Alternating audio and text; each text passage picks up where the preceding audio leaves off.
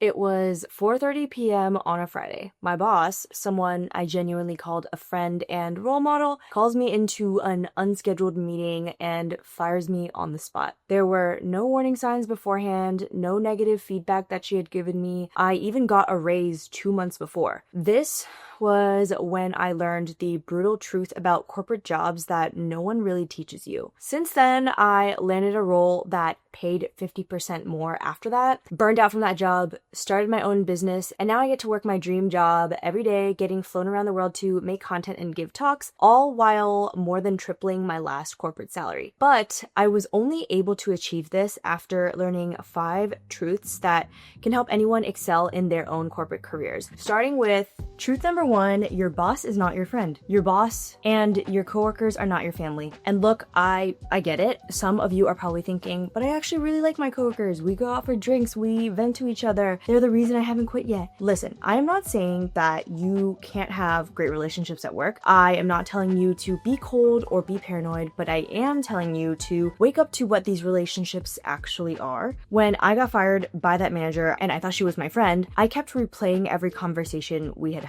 up to that point. All the time she asked me about my personal life, gave me career advice, told me I was doing great, and I realized none of it was real in the way I thought it was real. Because here's the thing, your manager's job is to serve the company, not you. Even if they genuinely like you as a person, when push comes to shove and corporate tells them to cut headcount or restructure the team, you're gone. It doesn't matter how many happy hours you've been to together. And then that exit meeting I had at 4:30 p.m. on a Friday, when she told me they were there to support me, that was corporate speak for we've already moved on and we need you to sign here on the dotted line so our asses cannot be sued. Here's what I need you to understand. Business relationships are transactional. Companies will let you go the second it benefits them financially, not because they're evil, but because this is how capitalism works. Your manager, no matter how cool or understanding they seem, has a boss too, and that boss doesn't care about your friendship. So here's what you're going to do. First, stop oversharing at work. I know it's tempting to trauma dump to your desk neighbor or tell your boss about your personal struggles, but anything you say can and will be used to evaluate whether you are a good fit for the company. So keep it professional. Number 2,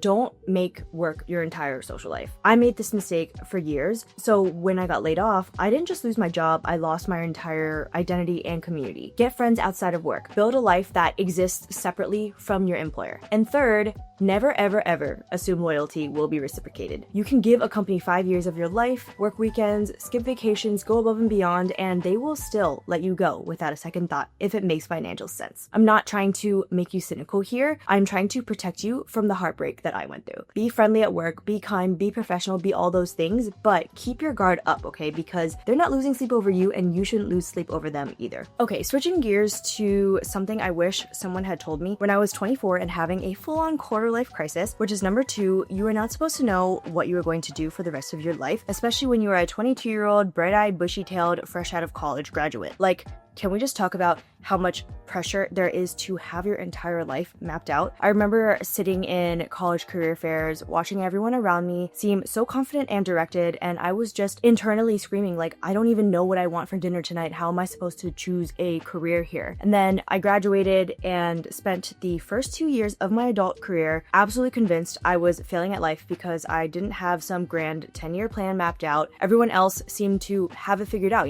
and so they would say things like, well, I'm working towards becoming a VP by 30. And I'm like, cool, I am just trying to figure out if I even like this industry. Spoiler alert, I did not. So here's what I need you to hear. That feeling of being lost, that is not a you problem. That is a completely normal part of figuring out who you are. College totally does not prepare you for the real world. I don't care what school you went to or what your GPA was. Nobody teaches you how to navigate office politics, how to negotiate your worth, how to deal with a toxic workplace, how to ask strangers for a job, or here's the big one, how to figure out what actually makes you happy versus what impressive looks like on your LinkedIn. And if you don't believe me, look at these numbers. The average millennial changes jobs every 2 to 3 years. And as someone who spent an average of 15 months at each of my jobs, I'd actually encourage you to job hop even more than that, especially early on in your career. It's literally the fastest way to 1, increase your salary, 2, create a diverse toolkit of skills, and 3, figure out what you actually want to do in your long-term career. Now, here's another stat for you. 70% of workers end up in careers completely unrelated to their college majors. 70%. So if you are sitting there stressing because you majored in psychology and now you're in marketing, or you studied engineering and now you're in sales, you are literally the majority. You're not lost, you're normal, like me. So here's my backstory. I started my career in finance because I thought that's what successful, smart people did. That's what all my friends did. Then I moved into data science because I thought having an impressive job title was the only answer to having a fulfilling career. But today I run my own business creating tech content for a living. If you told 22-year-old me that putting my face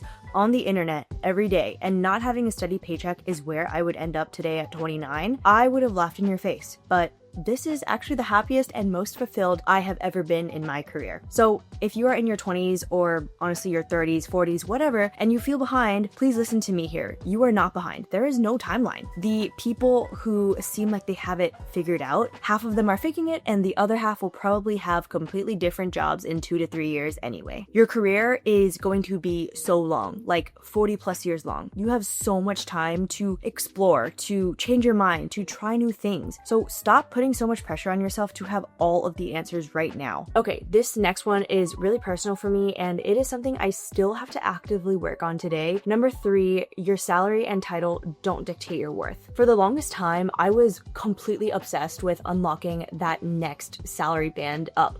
Like, obsessed. When I was making $70K in my first job out of college, I was obsessed with getting to 6 figures. When I hit 6 figures, I was then obsessed with making $200K. Every performance review, every salary negotiation, every potential promotion, that was all I thought about. I needed that next level, that next raise, that fancier title, because that was what made me valuable, right? And then I got fired from a job that had a salary and title that I was so proud of, like embarrassingly proud of. I used to introduce myself at parties with my job title, like, "Hi, I'm Megan and I'm a data scientist." Like, that would be the first thing that came out of my mouth always, because I genuinely thought that that was what made me interesting. Then losing that job, I didn't just lose my income with that, I lost my entire sense of identity. I remember sitting on the couch one day after I got fired and I couldn't even answer the question, who am I? And that's when I realized our society has totally brainwashed us into thinking that our professional achievements equate to our personal value. Think about it. When you meet someone new, what's one of the first questions they ask you? So, what do you do? We size people up based on their job, their company, their salary. We follow each other on LinkedIn and quietly compare our job titles. I am so guilty of that. We feel inferior when someone's doing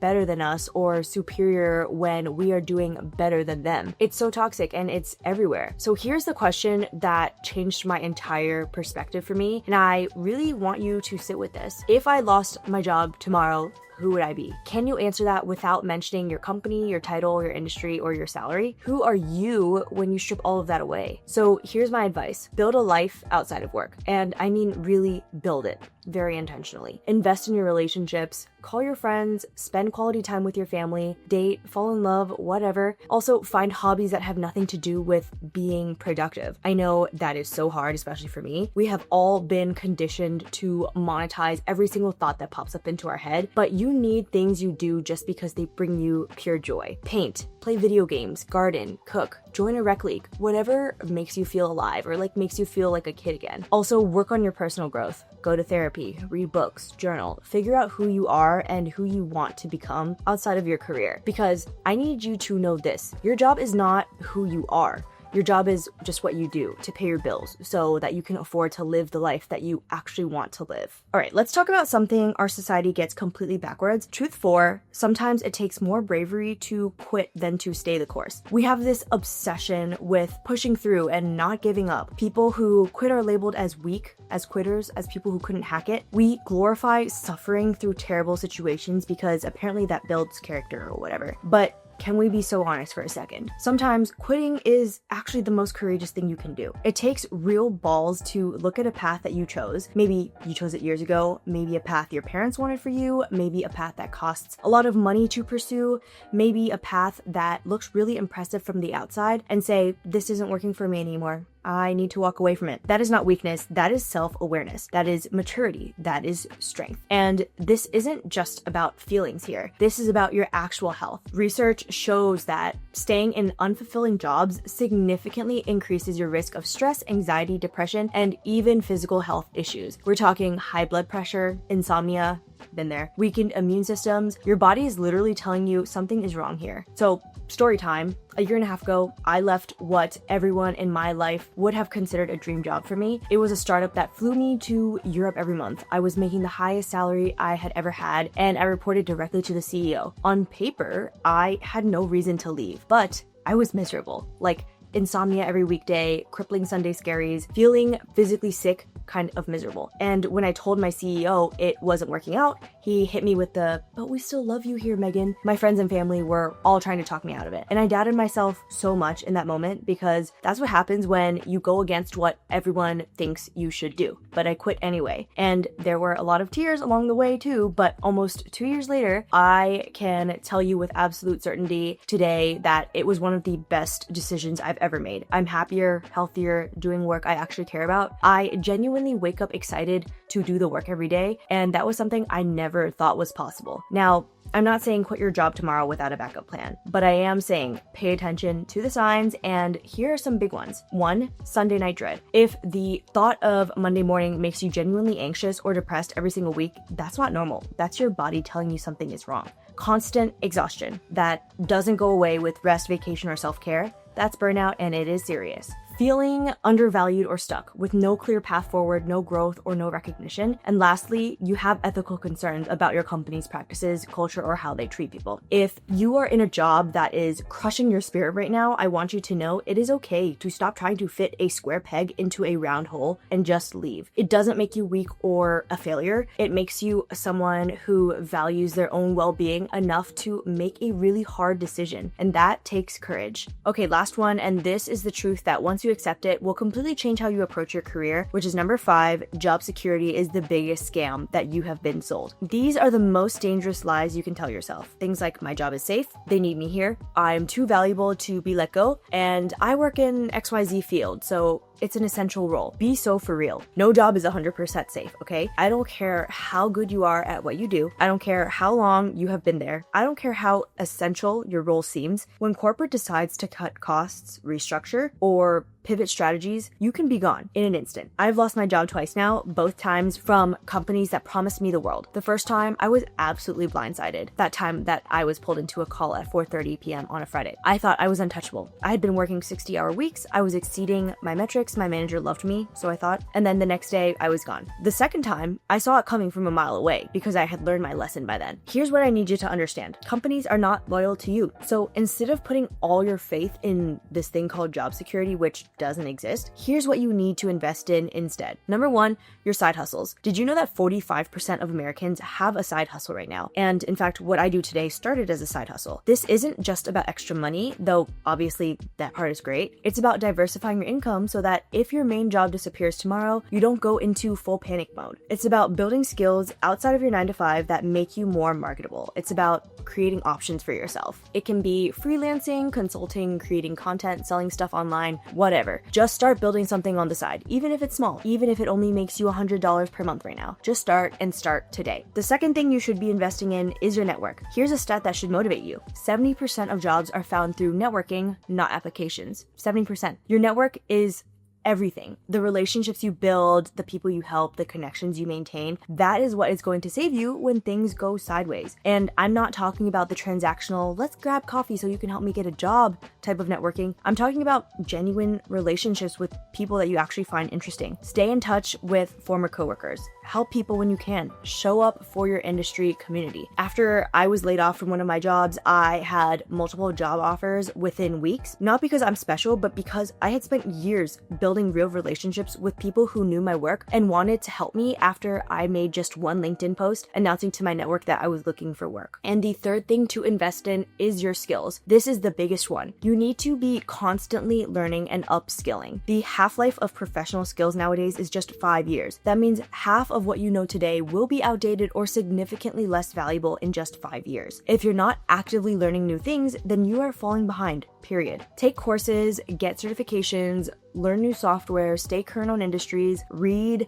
listen to podcasts, watch YouTube videos, whatever it takes, because the world is changing so fast right now. AI is disrupting entire industries. Remote work has changed the game. The economy is just so unpredictable right now, and companies are doing layoffs left and right still. The new security isn't job security. It is adaptability. It's being able to pivot quickly when things change. It's having multiple income streams, multiple skill sets, multiple options. Okay, so those are the 5 career truths I wish someone had sat me down and explained to me before I entered the workforce. Honestly, I wish someone had grabbed me by the shoulders and been like, listen, this is how it actually works, but nobody did. If you are watching this and you are currently in a rough spot with your job, maybe you just got laid off, or you're thinking about quitting, or you're just feeling really lost, I've been through all of that. I want you to know that it's going to be okay, and so many others have experienced those same exact things. But it's moments like these that actually teach you these lessons that schools don't teach you. If this video helped you feel any less alone or gave you a new perspective, please give it a thumbs up so that it helps more people find this content when they actually need it. And if you want more